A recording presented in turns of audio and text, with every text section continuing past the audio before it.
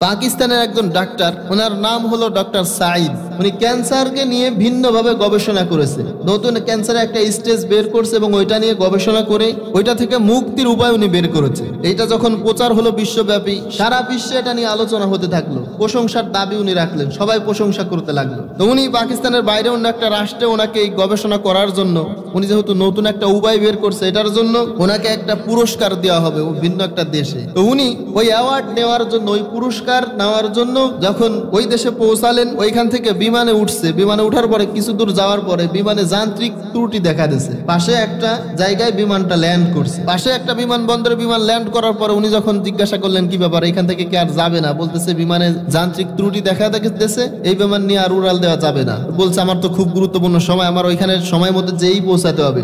বলছে এটা তো যাবে না, আপনি ভিন্ন উপায় গ্রহণ করেন, আপনি বাইরে যেয়ে একটা গাড়ি নেন, 3-4 ঘন্টার মধ্যে আপনি ওইখানে যেয়ে পৌঁছাবেন। উনি দ্রুত বের হয়ে আসলেন। বের হয়ে আসার পরে এয়ারপোর্টের সামনে থেকে একটা গাড়ি নিছে, আর ওই গাড়ির ড্রাইভারকে বলছে যে আমাকে দ্রুত পৌঁছাইতে হবে, তুমি আগে পিছে না ভেবে টাকা যা লাগে তোমারে দিব, কারণ গুরুত্বপূর্ণ অ্যাওয়ার্ডটাকে দেওয়া হবে, সম্মানজনক পুরস্কার, ওইটা আমাকে গ্রহণ করতে হবে, তুমি দ্রুত চালাও। ওই গাড়ির ড্রাইভার দ্রুত চালাইতে লাগলেন। কিছু দূর যাওয়ার পরে এমন ঝড় বাতাস উঠে আসছে, এই গাড়ি নিয়ে আর আগানো সম্ভব না, কিন্তু তার তো সময় মতো এখানে যে পৌঁছাইতে হবে। উনি সে চিন্তা ভাবনা করে বললেন যে তুমি চালাইতে থাকো, দেখা যাক কত দূর যাওয়া যায়। কিছু দূর যাওয়ার পরে এবার ঝড় বাতাস যে উঠে আসছিল, ওইটা আরো বেশি তীব্র হতে লাগলো, এবার আর যাওয়া সম্ভব না। ডাক্তার সাহেব বললেন যে পরিমাণ ঝড় বাতাস শুরু হয়েছে, যে পরিমাণ ঝড়ো হাওয়া, এর মধ্যে যদি চলতে থাকে তাহলে জীবন যাওয়ার আশঙ্কা আছে। জীবন আগে, সম্মানজনক পুরস্কার অ্যাওয়ার্ড পরে কিনা। তুমি পাশে একটা বাড়িতে ঢুকো, আশ্রয় নেই, এই ঝড় বাতাস কমলে দেখা যাবে কি হয়। ড্রাইভার আর ডাক্তার সাহেব পাশে একটা বাড়িতে ঢুকলেন। ঢোকার পরে ওই বাড়িতে যখন নক করছে, দরজায় কড়া নাড়ার সাথে সাথে ভিতর থেকে একজন মহিলা বেরিয়ে আসছে। ওই মহিলার কাছে জিজ্ঞাসা করলেন যে বাইরে তেমন ঝড় বৃষ্টি শুরু হয়েছে, আমাদের কি আশ্রয় দেওয়া যায় কিনা।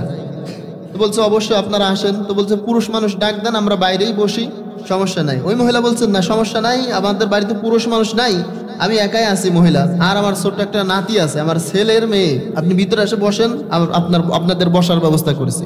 ভিতরে যে যখন বসার পরে কিছুক্ষণ পর ওই বৃদ্ধ মহিলার যে নাতনি ছিল, ওনার যে ছেলের মেয়ে, ওই মেয়েটা মোনাজাতে বসে খুব জোরে জোরে কান্নাকাটি করতেছে। এটা ডাক্তার সাহেবের কানে পৌঁছানোর পরে জিজ্ঞাসা করছে কি ব্যাপার, আপনার এই ছোট্ট বাচ্চা এত কান্নাকাটি করতেছে কেন, নিয়ে আসেন তো। যখন নিয়ে আসছে, দেখছে যে বাচ্চাটার পুরো চেহারাটা একেবারে নীল বর্ণ ধারণ করেছে, পুরো চেহারাটা নীল হয়ে গেছে। জিজ্ঞাসা করলেন যে কি ব্যাপার, কারণ কি, নীল হওয়ার কারণ কি? বলছে যে আমরা এখানে অনেক ডাক্তার দেখাইছি, আমার ছেলে আর ছেলের বউ তো একটা কার অ্যাক্সিডেন্টে মারা গেছে, আর যত বিপদ আসছে আমার উপরে, এখানে যত ডাক্তার দেখাই, বলছে যে আপনার এই ছোট্ট বাচ্চার ক্যান্সারে আক্রান্ত সে, আর এইটার ওষুধ আমাদের এখানে নাই। এটাকে নিয়ে নতুন করে গবেষণা করেছে পাকিস্তানের একজন ডাক্তার, ওনার নাম হচ্ছে ডক্টর সাঈদ। সুবহানাল্লাহ বলবেন না।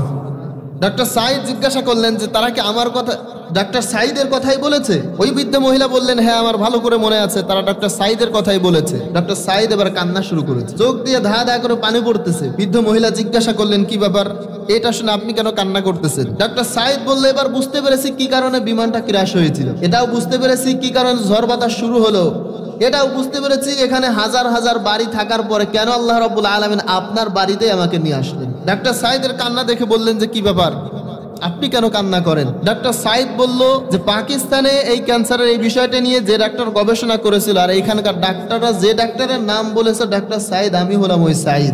বৃদ্ধ মহিলা বললেন যেটার কারণ হলো, আমি যতদিন ধরে শুনছি যে ডক্টর সাঈদ ছাড়া অন্য কারো এই সমস্যার সমাধান দিতে পারবে না, এটা নিয়ে অন্য কেউ চিকিৎসা করতে পারবে না, সেদিন থেকে আমি মোনাজাতে বসে আল্লাহর কাছে দোয়া করেছিলাম। পৃথিবীর সব কিছু সবাই নিরাশ করতে পারে, কিন্তু আল্লাহ নিরাশ করতে পারে?